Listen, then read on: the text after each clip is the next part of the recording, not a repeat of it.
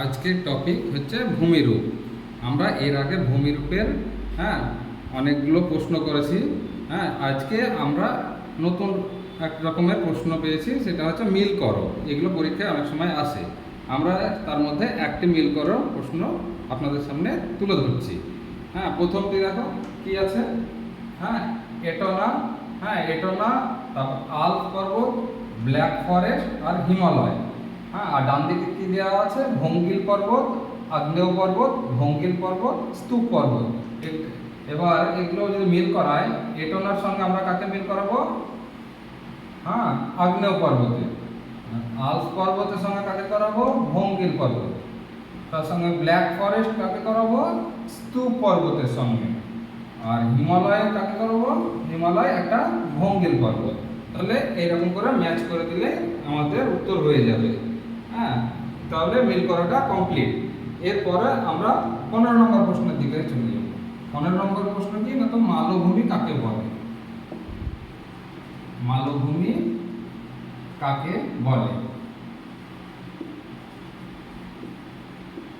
কাকে বলে? এর উত্তরে আমরা কি লিখব? সাধারণত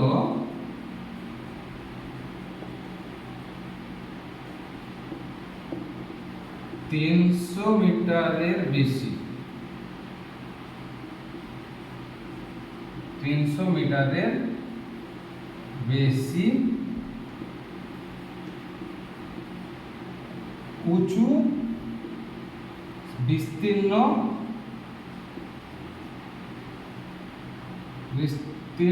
ভূভাগ, বিস্তীর্ণ ভূভাগ যা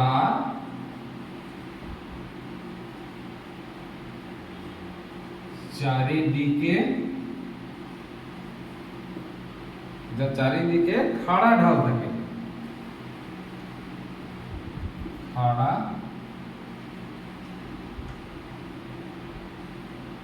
ঢাল থাকে, এই রকম ভূভাগ ভূমিরূপকে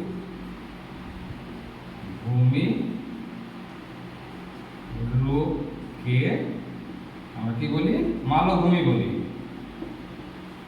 মালভূমি বলে। আশা করি বোঝা গেল।